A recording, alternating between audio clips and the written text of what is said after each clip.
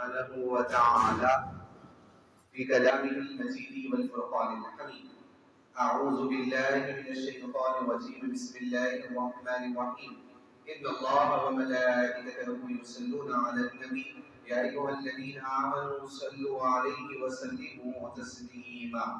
اللهم صل على سيدنا مولانا محمد أفضل صلواتك وأعظم معلوماتك وبارك وسلم. باب سجود القرآن. الفصل الأول عن ابن عباس رضي الله عنهما قال سجد النبي صلى الله عليه وسلم بالنجم وسجد معه المسلمون والمشركون والجن والإنس. رواه البخاري. الحمدللہ آج انشاءاللہ تبارک و تعالی ایک نئے باب کا آغاز ہو رہا ہے، وہ ہے باب سجود القرآن۔ قرآن پاک میں جو سجدے آئیں گے اس کی فضیلت اور کن کن سوروں میں اللہ کے رسول پاک صلی اللہ علیہ وسلم رسول اللہ صلی اللہ علیہ وسلم نے سجدہ کیا ہے۔ پہلے ترجمہ سنتے ہیں، اس کے بعد سجدوں کا حکم کیا ہے اور اس کی فضیلت کیا ہے انشاءاللہ ذکر کریں گے۔ سب سے پہلے حدیث کا ترجمہ حضرت سیدنا ابن عباس رضی اللہ عنہما سے روایت فرماتے ہیں کہ نبی کریم صلی اللہ علیہ وسلم نے سورہ نجم پڑھا اور آپ نے سجدہ فرمایا، اور آپ کے ساتھ مسلمانوں نے اور مشرکین نے، جنات نے اور انسانوں نے سجدہ کیا۔ اس کو بخاری نے روایت کیا۔ مختصر آپ کے سامنے یہ ذکر کر دیتا ہوں کہ قرآن مجید میں 14 سجدے ہیں، 14 ایسی آیات ہیں سجدے کی کہ جس پہ اللہ تبارک و تعالیٰ نے یا تو سجدہ کرنے کا حکم ارشاد فرمایا ہے یا پھر کسی نبی نے جو ہے سجدہ کیا ہے، تو جس پر اللہ کے رسول پاک صلی اللہ علیہ وسلم نے سجدہ کیا، جس کی وجہ سے سجدہ کرنا واجب ہے۔ ہمارے پاس آپ کے پاس سجدہ تلاوت یہ واجب ہے، ضروری ہے، اور دیگر ائمہ کے پاس یہ سنت ہے، لیکن ہمارے پاس یہ اس کی حدیثیں آئیں گی کہ جس میں اللہ کے رسول پاک صلی اللہ علیہ وسلم نے سجدے کرنے کی تاکید فرمائی۔ ساتھ میں طریقہ بھی سن لیں آپ۔ صرف سجدے تلاوت جو ہے 2 تکبیروں کے درمیان ہوتا ہے، اس میں نہ قرات ہوتی ہے، نہ اس میں قیدہ ہوتا ہے، نہ اس میں قیام ہوتا ہے، نہ اس میں رکوع ہوتا ہے۔ بس اللہ اکبر کھڑے جب ہوں گے، اس کے بعد اللہ اکبر کہتے ہوئے چلے جائیں گے سجدے میں، تسبیح پڑھیں گے سبحان اللہ، اس کا اللہ اکبر پڑھ کے کھڑے ہو جائیں گے۔ اب اس کے علاوہ کوئی بھی ہاتھ باندھنے کی ضرورت نہیں ہے، قرات کرنے کی ضرورت نہیں ہے آپ کو، اور رکوع کرنے کی کوئی ضرورت نہیں۔ بس یہ جو ہے مختصر سا یہ سجدہ ہے۔ اب سجدے کی آیتوں میں اگر غور کریں گے تو معلوم ہوگا کہ کہیں پہ اللہ نے حکم ارشاد فرمایا کہ سجدہ کرو، بسا اوقات کسی جیسے کہ سورہ نمل میں ہے اور سورہ صاد میں ہے کہ حضرت نمل میں حضرت سلیمان علیہ السلام نے کا ذکر ہے، واقعہ ہے، وہاں پہ سجدے کا حکم ہے، اور اسی طریقے سے سورہ صاد میں ہے حضرت ایوب علیہ السلام ہے کہ انہوں نے سجدہ کیا۔ تو ایسے انبیاء کرام علیہ السلام نے کہیں پہ سجدہ کیا تھا، تو اس وجہ سے سجدے کا حکم ہے۔ تو ابھی یہ حدیث جو پڑھی گئی ہے اس کو آپ سن لیں۔ اس کی تاکید کیوں ہے؟ قرآن مجید میں اللہ تبارک و تعالیٰ فرماتا ہے فَمَا لَهُمْ لَا يُؤْمِنُونَ، کیا ہو گیا ہے کہ وہ ایمان نہیں لاتے، وَإِذَا قُرِئَ عَلَيْهِمُ الْقُرْآنُ لَا يَسْجُدُونَ، کہ جب ان پر قرآن پڑھی جاتی ہے تو سجدہ نہیں کرتے۔ تو اسی لیے بتایا گیا کہ سجدہ تلاوت یہ واجب ہے۔ اب اس کا مختصر مسئلہ بھی آپ سن لیں کہ سجدہ کس پہ واجب ہوتا ہے۔ سجدہ جو قرآن مجید کی تلاوت کر رہے ہیں ان پر بھی واجب ہوتا ہے، اور جو اس کو سن رہے ہیں عمدن ہو یا پھر غور و فکر سے سن رہا ہے یا پھر چلتے چلتے سن لیا ہے، تو ہر وہ صورت میں یہ سننے والے پر بھی سجدہ واجب ہو جاتا ہے۔ تو اب دونوں پر قاری قرآن اور سامع قرآن، سننے والا اور پڑھنے والا، دونوں پر واجب ہوتا ہے۔ اب ایک حدیث آگے آئی، اس میں بھی آپ کو ذکر کریں کہ سجدہ کی آیت مبارکہ بہتر تو یہی ہے جیسے ہی سجدے کی آیت پڑھیں اسی وقت سجدہ کرنا بہتر ہے، بہت ہی اچھا ہے۔ اگر کوئی جو ہے سجدے کی تلاوت پڑھنے کے بعد اس وقت نہیں کرتا ہے لیکن کسی اور دوسرے جو ہے اوقات میں کرتا ہے تو بھی جائز ہے، اس کے لیے کوئی وقت نہیں ہے کہ اسی وقت کرنا بالکل لازم، واجب تو اسی وقت ہو رہا ہے لیکن وہ سجدہ کسی بعد میں بھی کر سکتا ہے۔ تو اس کا ذکر بھی آئے گا انشاءاللہ. تو جو آیت پڑھی گئی, جو حدیث پڑھی گئی, اس کا ترجمہ سنتے ہیں.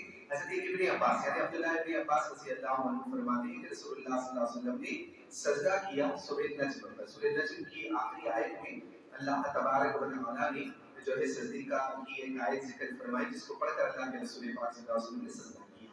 اب یہاں تک کہ مسلمانوں نے بھی جب سنا, یعنی تمام صحابہ انہوں نے بھی سجدہ کیا. اب رہا سوال, مشرکین نے بھی حضور کے ساتھ سجدہ کیا.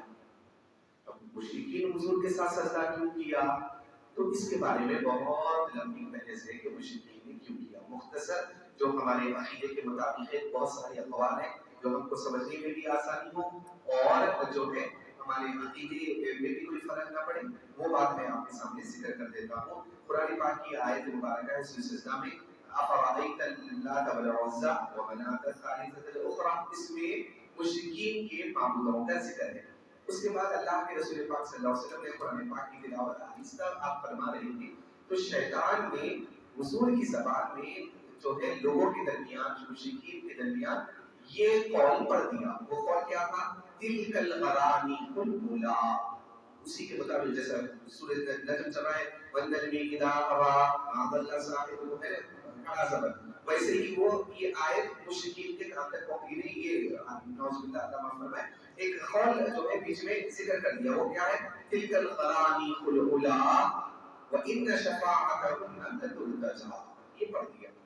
مشرکین خوش ہو گئے یہ سنتے ہی, اور انہوں نے یہ سمجھا کہ حضور پڑھ لیں گے, حالانکہ یہ شیطان کہہ رہا تھا. وہ کیا تھا اس کا, یہ پرندے بلند بلند پرندے ہیں, یہ جو معبودوں کا ذکر ہے, اس کے بعد یہ کہا کہ یہ جو ہے بلند پرندے ہیں جن کی شفاعت کی امید کی جاتی ہے. تو مشرکین خوش ہو گئے, ارے یہ ان کے رسول ہیں اور ہمارے معبودوں کی تعریف کر رہے ہیں. اس کے بعد حضور نے سجدے کی آیت پڑھ کے سجدہ کیا, مشرکین نے بھی خوشی کے مارے سجدہ کر دیا.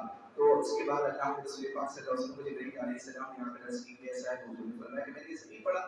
تو پھر اس کے بعد محدثین نے بھی اس کا رد کیا کہ اللہ کے رسول نے تو اس کو نہیں پڑھا تھا, کہ شیطان نے وسوسہ ڈالا.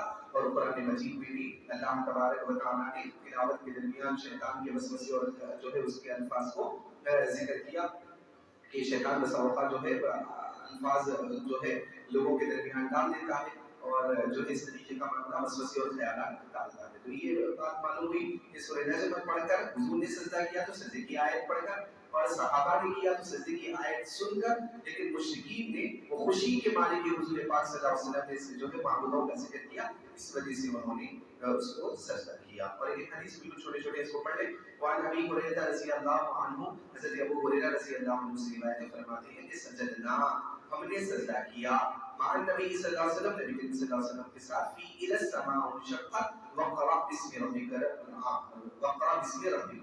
یہ دو سورتیں تیسرے پاری کی ہیں, سورہ انشقاق اور سورہ علق. تو صحابہ میں سے حضرت ابو ہریرہ فرماتے ہیں کہ ہم نے حضور کے ساتھ سجدہ کیا تھا. جب حضور سورہ انشقاق آپ نے پڑھا تو بھی آپ نے سجدہ کیا تھا, اور سورہ علق جو پڑھا تھا اس میں بھی آپ نے سجدہ کیا. حضرت امام مالک فرماتے ہیں کہ اختصار مفصل, یہ چھوٹی چھوٹی سورتوں میں کوئی سجدہ نہیں ہے.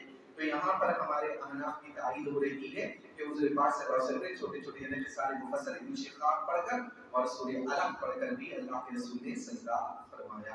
اور ایک حدیث ہے, اس کو بھی سنیا, حضرت ابن عمر رضی اللہ عنہ فرماتے ہیں کہ رسول اللہ صلی اللہ علیہ وسلم سجدے کی آیت آپ نے تلاوت فرمائی, وَنَحْنُ عِندَهُ, اور ہم حضور کے پاس تھے, فَيَسْجُدُ, وہ سجدہ کرتے, وَنَسْجُدُ مَعَهُ, اور ہم بھی حضور کے ساتھ سجدہ کرتے, فَنَسْتَحِمُ, ہمارے درمیان ازدحام ہو جاتا سجدہ کرنے کے لیے, حَتَّى مَا يَجِدُ أَحَدُنَا لِجَبْهَتِهِ مَوْضِعًا, کہ ہم نے کوئی ایسا شخص ہو جاتا کہ اس کے لیے کوئی جگہ نہیں ملتی سجدہ کرنے کے لیے, یسجد علیہ, جس میں سجدہ کرے. یعنی حضور جیسی ہی آیت پڑھے, اب جب اللہ کے رسول اس نے سجدہ فرمایا تو صحابہ بھی اسی وقت آپ سجدہ کرتے. تو اتنا ازدحام ہوتا اور جگہ کی قلت کی وجہ سے کہ بسا اوقات صحابہ کو جگہ نہیں ملتی سجدہ کرنے کی وجہ سے. تو اس میں یہ بات معلوم ہو رہی ہے کہ اللہ کے رسول پاک صلی اللہ علیہ وسلم خود آپ بنفس نفیس قرآن کی آیت کا سجدے تلاوت آپ جب پڑھتے تو آپ سجدہ کرتے, اور صحابہ بھی اسی وقت سجدہ فرمایا کرتے تھے. اور ایک حدیث ہے, وعن زید بن ثابت, حضرت زید بن ثابت رضی اللہ عنہ سے روایت ہے, فرماتے ہیں قرأت علی رسول اللہ, کہ میں نے رسول اللہ صلی اللہ علیہ وسلم کے پاس سورہ نجم کی تلاوت کی, والنجم فلم یسجد فیہا, हुजूर ने सजदा नहीं किया। तो बाज़ लोगों ने उलमा ने ये समझा कि देखो सूरह नजम में सजदा नहीं है, लेकिन यहाँ पे ये बताना मकसूद है कि अल्लाह के रसूल पाक सल्लल्लाहु अलैहि वसल्लम सहाबा को ये बताना चाह रहे थे कि सजदे तिलावत ये फर्ज नहीं है बल्कि वाजिब है, एक बात। और दूसरा ये है कि हो सकता है कि हुजूर उस वक्त जो है वजू से न थे हो, और इस वजह से आपने सजदे तिलावत तो सुनी लेकिन सजदा आपने बाद में आपने फरमाया। और दूसरी वजह और ये बताया, हो सकता है कि जिस वक्त हज़रत ज़ैद इब्न साबित ने कुरान की तिलावत की और सूरह नजम पढ़ा वो मकरूह वक्त था, मकरूह वक्त में सजदा नहीं किया जाता था, इस वजह से मकरूह वक्त में आपने सजदा नहीं फरमाया और बाद में आपने सजदा फरमाया। और ये भी सहाबा को बताना मकसूद था कि सजदे तिलावत पढ़ते ही करना फर्ज नहीं है बल्कि बेहतर है बताया है, लेकिन और अगर वो ताखीर करके भी अगर सजदा करता है तो इसके लिए कोई गुनाह नहीं है, लेकिन जिंदगी खत्म होने से पहले पहले सजदे तिलावत भी करना लाजिम और जरूरी है इंशाअल्लाह। और कुछ बातें और कुछ हदीसें होंगी कि जिसमें अल्लाह के रसूल पाक सल्लल्लाहु अलैहि वसल्लम ने जिन जिन सूरों में आपने सजदा फरमाया वो इंशाअल्लाह जिक्र करेंगे। उसके बाद और एक बात आएगा कि किन औकात में नमाज पढ़ना मकरूह है, औकात में। ये छोटा बाब है इंशाअल्लाह, एक दो हफ्ते में हमारे दर्स में इंशाअल्लाह ये बात खत्म हो जाएगा। अल्लाह तबारक व तआला हमारे दर्स से हदीस को कबूल फरमाए। दर्स फिक्र है, ये दर्स फिक्र कफन और उसके मुताल्लिक अहकाम है। पहले हमने जिक्र किया था, पढ़ा था हमने मय्यत के मसाइल कि जब किसी का इंतकाल होने के करीब है तो क्या करना चाहिए, और उसके बाद हमने पढ़ा उसूल किस तरीके से देना चाहिए, ये हमने पढ़ा और सुना। अब आज जो है कफन के मुताबिक है कि अगर कोई मर्द या औरत अगर इंतकाल हो जाए तो उसके लिए कितना कफन होना चाहिए। मय्यत को कफन देना ये फर्ज किफाया है, यानी मुसलमानों की कुछ लोग ऐसे होने चाहिए कि जो मय्यत को कफन दे। अगर पूरे महल्ले वालों में से किसी ने भी मय्यत को कफन नहीं दिया है मुसलमान मय्यत को, तो ये तमाम महल्ले वाले जहाँ पे ये इस मुसलमान का इंतकाल होगा पूरे के पूरे गुनाहगार हो जाएंगे, क्योंकि फर्ज किफाया है। चंद लोग अगर इसको अदा कर दे तो पूरे के जिम्मे साबित हो जाता है, ये फर्ज किफाया है।